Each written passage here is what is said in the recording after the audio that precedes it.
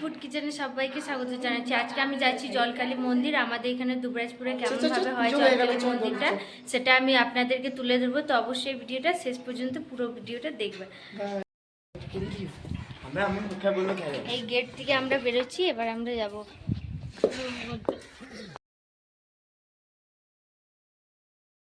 এই যে আমার দিদি, হাই করো, হাই হাই হাই। আমরা তিনজন এখন যাচ্ছি, পরে আসছে ওরা। এখন হরে কৃষ্ণ ওর বন্ধু আসছে আমাদের। তারপরে আমরা আর এই যে একটা দাদা ইয়ো ব্লগার, আমি চ্যানেলটার লিংক দিয়ে দেবো, অবশ্যই গিয়ে দেখবেন এই চ্যানেলটা। উদয়, থ্যাংক ইউ। মেন গেট এটাই। এবারে এখান থেকে যদি টোটোও ধরতে পারো বা বাইকও। এইখান থেকে বেরোলাম তিনজনা, তারপর ওই দিকে আছে কাজল, আরও সবাই আছে। চলো তাহলে জলদি জলদি যাওয়া যাক। হাই, এখানে শপিং মল হচ্ছে নিউ একটা। আমরা কাজে আমরা বেরিয়ে গেছি। এবার থেকে এইখান থেকে কেউ যদি টোটোও ধরতে পারো হেঁটেও যেতে পারবে, বেশিটা দূর না এইখান থেকে।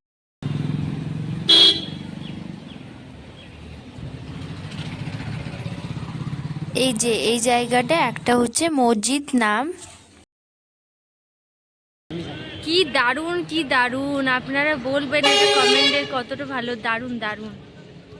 বিশ্বাস করো এই মন্দিরটা এতটা সুন্দর লাগছিল না সামনের দিকে দেখতে, যে আমি আর ভিডিও করে না করে থাকতে পারলাম না। অবশ্যই কিন্তু কমেন্ট করে জানিও ভালো লাগছে কিনা।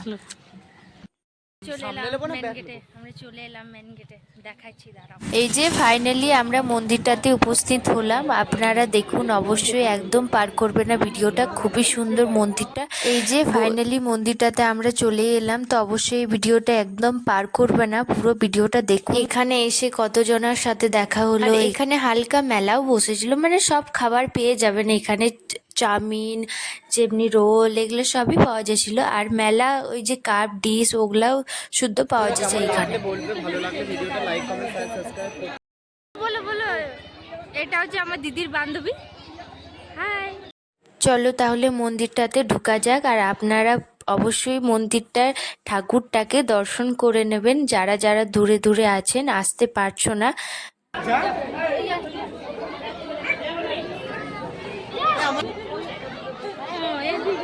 আর এইখানে অত ভিড় মানে আছে, মানে অতটা এবছর ভিড় নাই। বলছিল নাকি আগে বছর, তার আগে বছর অনেক ভিড় হতো, কিন্তু এবছর অতটা ভিড় নেই। এই যে এটা হচ্ছে মেন গেট, আমরা তার সাইডের গেট থেকে আমরা দর্শন করলাম। তো এটা হচ্ছে মেন গেট, তো এদিকেও একটু যাব, ঠাকুরটাকে দেখব। খুবই সুন্দর ঠাকুরটা, খুবই সুন্দর। যারা দুবরাজপুরের পাশে কোথাও আছেন তো তারা অবশ্যই এই মন্দিরটাতে আসুন, মনটা হালকা হয়ে যাবে। খুবই সুন্দর লাগলো কিন্তু আমার। এই যে ঠাকুরটা দেখুন কি সুন্দর লাগছে না, পুরো একদম মালাই ভরে দিয়েছে ঠাকুরটাকে। ঠাকুরটার আমি মুখটাই বুঝতে পারছি না যে কোনটা বেটে মুখটা। এইবার চলে যাব যোনখানে পাঠা বলি হয়। এখানে অনেকগুলোই পাঠা বলি হয়, তো আমি তো বেশ জানি না অতটা। আর এখানে একটু নিয়ম আছে, যারা মানসি রাখে তারা এই যে এরকমভাবে কিতকিত টাইপের, যে আগে আমরা খেলতাম সেমনি ওরা ঘুরে চারিদিকটা। তারপরে ওই যে বাস দেখতে পাচ্ছ, ওখানে বাস দুটো লাগানো আছে, ওইখানে ওরা একদম ঝুলে যায় আর অমনি করে উল্টোভাবে ওই যে পুষ্পাঞ্জলি ওটা দেয়।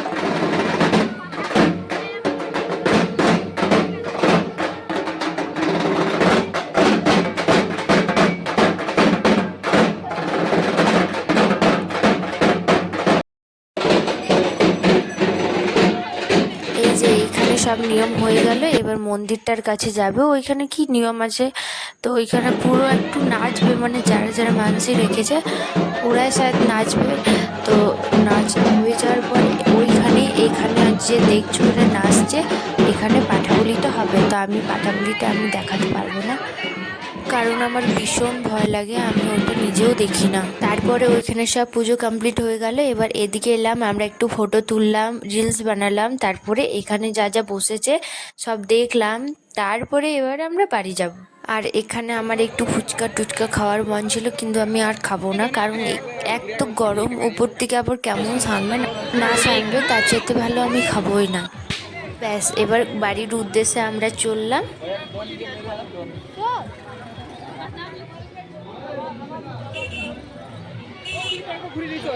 আমরা বাড়ি ফিরছি, সব দেখে নিলাম, আপনাদেরকেও দেখালাম।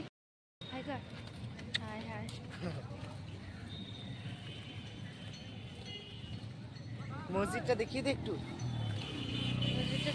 চলে এলাম, আর একটু শুধু দূর আছে।